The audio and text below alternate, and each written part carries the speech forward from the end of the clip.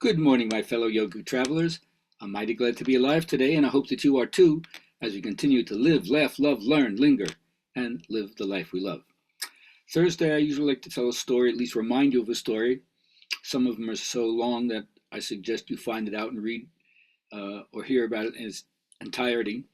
But today, I just want to go over a story that's sometimes called the Fisher King. It comes out of the Arthurian legends myth of Parzival, made famous by Wolfgang von Eschenbach, a German knight who wrote the story Parzival, same as Percival. Percival and Galahad were the only two Arthurian knights to actually behold the Grail. And so that's where the story basically comes from, that Percival was a knight on the mission to find the Grail, and he came across the Grail Castle, but he didn't realize it was the Grail Castle. All he saw was a wounded king who was wounded in the groin, the generative organs, and the land was a wasteland.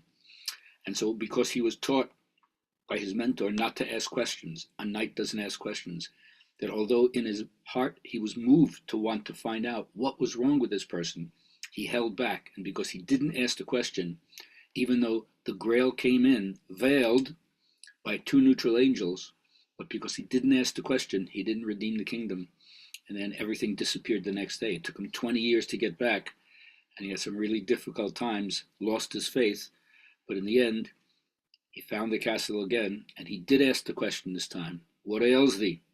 It's a great idea from the 11th century, just to think about people realizing that the generative force and the regenerative force has to do with compassion, and that we're wounded in our ability to reproduce and create.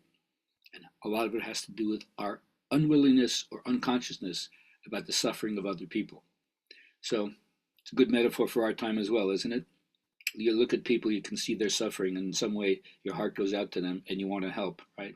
I suggest you do that and read the rest of the story. It's quite involved. Joseph Campbell does a great job at telling a longer story because of his scholarly awareness.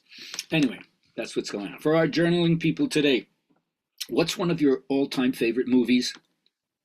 Remember, these are conversation questions to just get the ball rolling and find out what's going on with other people, as well as giving you a chance to say why. So let me know what's one of your favorite movies of all time, and tell me why, and I'll be able to share that with you, and we'll have a great conversation. Appreciate all the people who keep doing that with me.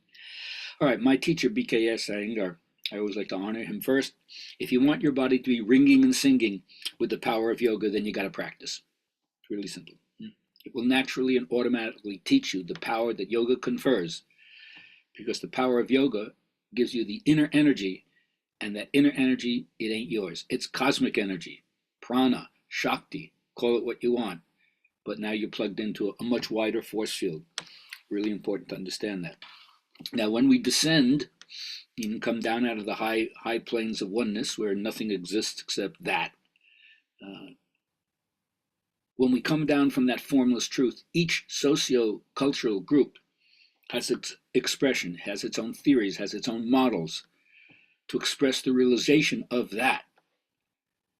And yet it's clearly recognized that the truth is one and the same, identical in all times and all places, as the Indian sages say.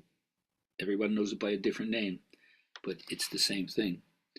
So when you find that out, you realize that you got to celebrate it. Without celebration in one's life, you can't experience the awe, A-W-E, the awe of the universe. Yes, there's awful and awesome, and this is the awesome aspect of it. Like it says in the Bible, drunk with the plenty of your house. And so the sacred is awesome.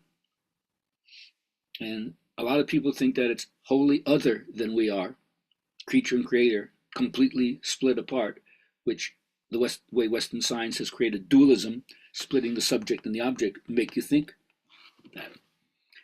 But once you understand that you are that, and they say create your own reality, obviously you didn't make the universe, that's not what they're talking about, but your attitude and the way your thoughts draw to yourself through the law of attraction, that which is like unto itself is drawn. So you create your own reality by what? Using your own life as a compass. Don't be an inner saboteur and kill your creative spirit. Otherwise, you won't be the person who gets results. you'll be a person who just has a story about why they didn't get the results they wanted. So how do you do this? I'm not going to say it's easy, but it's worth it. Rise to the standard of your own ideal, which means I hope you have an ideal.